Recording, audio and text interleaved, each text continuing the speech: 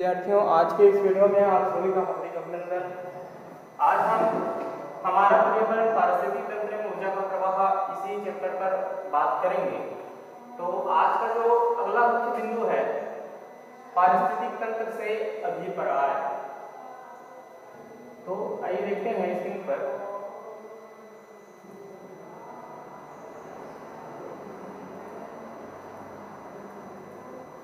ये पूरा का वीडियो है, थोड़ा सा इसका मैं झलक आपके सामने में दिखा रहा हूँ। आगे जो है आप लोगों को अगला जो मुख्य बिंदु है पारिस्थितिक तंत्र से अभिप्राय। पारिस्थितिक तंत्र है क्या, तो आइए इसे समझने का प्रयास करते हैं।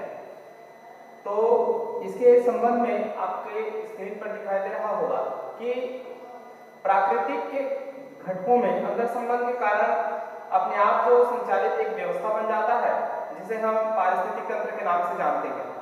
और कतई जरूरी नहीं है कि यह व्यवस्था निरंतर एक जैसी बना रहे। प्राकृतिक परिघटनाओं के फलस्वरूप इसमें लगातार बदलाव होता है और मानवीय हस्तक्षेप के कारण भी कभी कभी व्यापक परिवर्तन आ जाता है। इकोसिस्टम शब्द का जो उपयोग है सबसे पहले 1935 में एजी टेंसले नाम के वैज्ञानिक ने किया था और उन्होंने ही पारिस्थितिक तंत्र का परिभाषा अपने शब्दों में दिया। उन्होंने बताया कि पर्यावरण, आपको स्क्रीन पर दिखाई दे रहा होगा, पर्यावरण का अध्ययन उसके सभी जैविक और अजैविक घटकों के अंतर संबंध के आधार पर बनी एक व्यवस्था अर्थात पारिस्थितिक तंत्र के रूप में किया जाना चाहिए। दूसरे उन्होंने इसी में कहा कि किसी क्षेत्र विशेष के जैविक समुदाय के साथ अजैविक घटकों में अंतर संबंध तथा उनमें होने वाली फेरबदल की विस्तृत अध्ययन को पारिस्थितिक तंत्र का अध्ययन कहा जाता है। तो एजी टेंसले ने अपने शब्दों में पारिस्थितिक तंत्र को परिभाषित किया, ये 1935 में। और ये महत्वपूर्ण क्वेश्चन में से एक है जो आपको आपके एग्जाम में पूछे जाने योग्य क्वेश्चन बन सकता है कि पारिस्थितिक तंत्र का सबसे पहले प्रयोग किस वैज्ञानिक द्वारा किया गया। तो एजी टेंसले कब किया गया? 1935 में, ठीक है ना। अगला इसमें देखें तो किसी भी पारिस्थितिक तंत्र का अध्ययन हम पेड़ पौधे, बगीचा, तालाब, गुफा, जंगल इलाके आदि से कर सकते हैं। आपने पूर्व कक्षा में कुटुम्बसर गुफा के बारे में पढ़ा है, जो जिसमें कानी मछली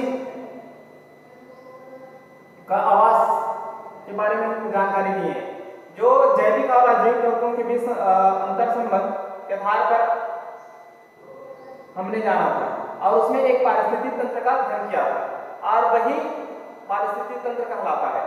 एक बड़ा पारिस्थितिक तंत्र हम समुद्र को ले सकते हैं और एक छोटा जो पारिस्थितिक तंत्र के रूप में या तंत्र के रूप में ले सकते हैं कोशिका को।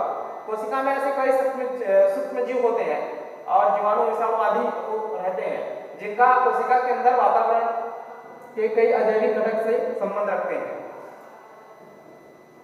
क्या आप जानते हैं कि पारिस्थितिक तंत्र का जो अवधारणा है, पहले जीवों के बीच अंतःनिर्भरता की पहचान और पर्यावरण के साथ उनके संबंधों के वैज्ञानिक अध्ययन को पारिस्थितिक कहा गया, इकोलॉजी, है ना।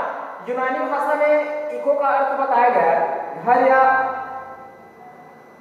होम, है ना, और लोगोस का अर्थ बताया गया अध्ययन करना, अर्थात किसी के घर या आवास के संबंध में जानकारी प्राप्त करना ही इकोसिस्टम कहलाता है। तो वैज्ञानिक अर्नेस्ट हेकल के द्वारा जो है 1986 में इकोलॉजी शब्द का प्रयोग किया गया और प्रकृति के एक घर व्यवस्था के रूप में समझाने का उन्होंने प्रयास किया। 1869 में उन्होंने और अधिक विस्तार से परिभाषित किया पारिस्थितिक तंत्र को। पारिस्थितिकी पौधे और जंतुओं का एक दूसरे से उनके वातावरण संबंधों का अध्ययन है। उन्होंने इस प्रकार से बताया। जीव विज्ञानी के द्वारा अंतर संबंध जो अंतर संबंध था उनको समझाने के लिए जीवन का चक्र, प्रजनन संबंधी व्यवहार, परजीविता, शत्रुओं से बचाव के आदि तरीकों को उन्होंने अध्ययन किया और अपने अवलोकन के द्वारा बताया। अगला देखते हैं इसी के अंतर्गत, तो धान की खेत का पारिस्थितिक तंत्र। तो धान की खेत की पारिस्थितिक तंत्र कैसे बनते हैं?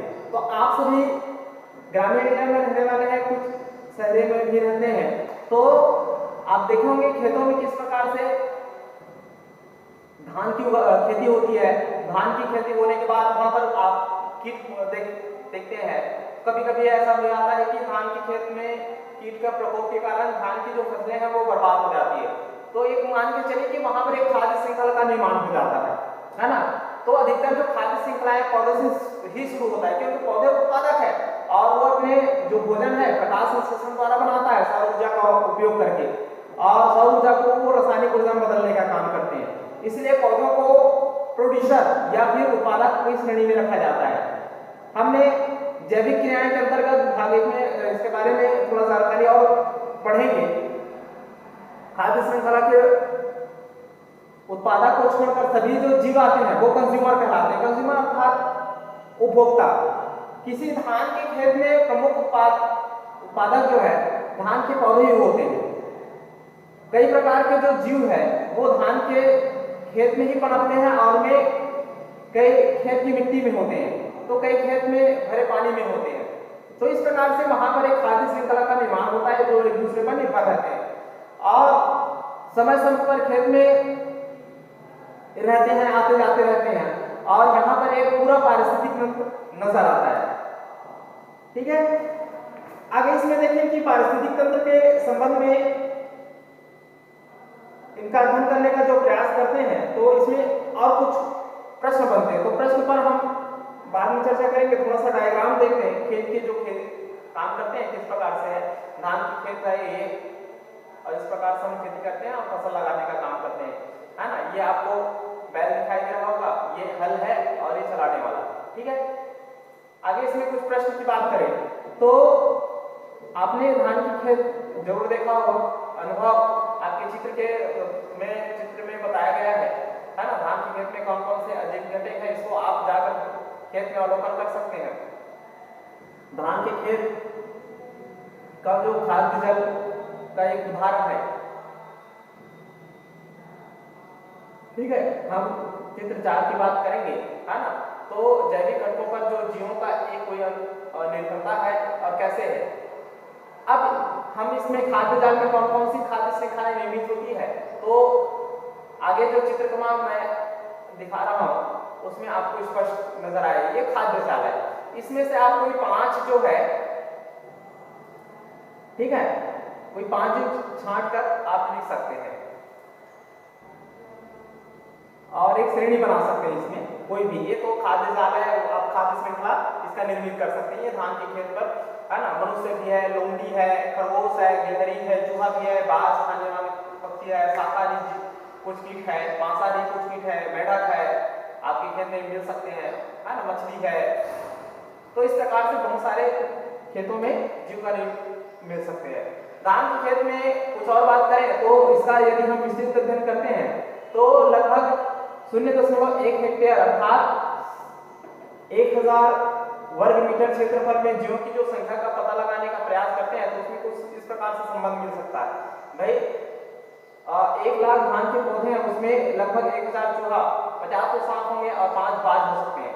तो इस आधार पर हम अपने साथियों से भी चर्चा कर सकते हैं कि उपरोक्त जो खाद्य श्रृंखला में जो जीव है वो कौन उपभोक्ता है और कौन उत्पादक है। आप चूहे कितने धान के पौधे पर निर्भर है इस पर भी आप चर्चा कर सकते हैं। एक बाज कितने सांपों पर निर्भर हो सकता है। यदि चूहा को खत्म कर दिया जाए तो इसका जो प्रभाव है धान के पौधों पर, सांप पर, और जो बाज है ना, जो सर्वोच्च श्रेणी का जो उपभोक्ता है, कंज्यूमर है, वो उस पर क्या प्रभाव पड़ेगा। ठीक है, तो ये धान के खेत में जो बनने वाले पारिस्थितिक तंत्र है उसके बारे में देखिए। अगला जो हम चैप्टर है पारिस्थितिक तंत्र और पोषक स्तर, इस पर बात करेंगे। पारिस्थितिक तंत्र और पोषक स्तर, ठीक है।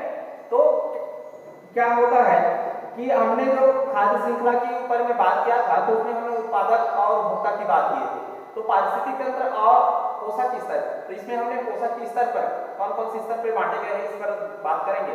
तो हमने खेत का बात किया, तो खेत में जो खाद्य जाल का निर्माण हुआ था चित्र के अनुसार से, और खाद्य श्रृंखला जो मिली थी हमें, तो धान के खेतों में जो पौधे होते हैं, धान का पौधे, वो खाद्य श्रृंखला का शुरुआती होता है, और उसमें जो चिड़िया है, कीड़े मकोड़े हैं, चूहे, खरगोश, गिलहरी, ये प्राथमिक उपभोक्ता के अंतर्गत आते हैं।